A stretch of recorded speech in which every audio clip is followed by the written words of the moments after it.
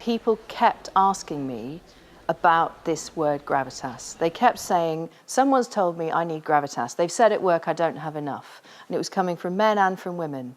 So I got really curious about it, and I went off and investigated and found that there was this old tradition of teaching the skills that these people needed that we'd forgotten.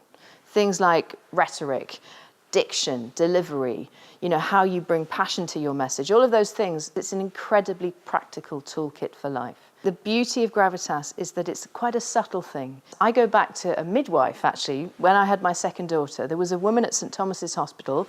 She had knowledge. She was really, really expert. She had purpose. I really got a sense that she cared about me, my baby, and her team, and she had passion. She was kind, but she wasn't trying to be my friend. And that balance, knowledge plus passion plus purpose minus anxiety, is the gravitas equation. It's a human being who's really deeply connected to their purpose and has passion and expertise. Gravitas is a lot about reaching up into gravity, your lightness and your groundedness in balance. So just the simplest thing that someone could do when they walk into a meeting is really feel your feet on the floor, get your roots really planted. And then almost old school deportment, lift up into your spine and really find your height. Because that simple act will change your breathing, it'll change your voice, and it'll change how you feel about yourself. And that's something you can do every day.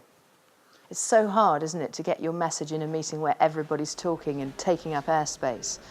The first thing you have to do is actually be listening and not just waiting to speak. So listen clearly, and when you speak, honour what's just been said, thank the person for saying it, make them feel good, and then add an and say the next thing. You have to be quite bold, because if you're not bold, someone will talk over you. And be concise is the final point.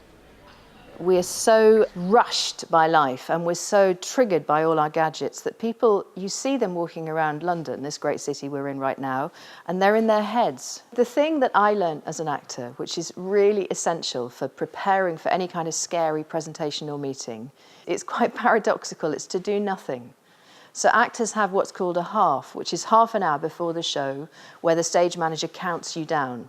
And in that time, if you look at actors, they tend to be just sitting quite quietly, and what they're doing is setting up their unconscious, their body, the deepest part of their brain for the performance, which means when they get out on stage, they're really present, and the thing happens to them rather than their brain trying to do it for them. And that's really the secret to presence in any kind of presentation. So what I would say is, if you have a big meeting, block out half an hour, protect that time before the meeting, and just go and get centered, get clear.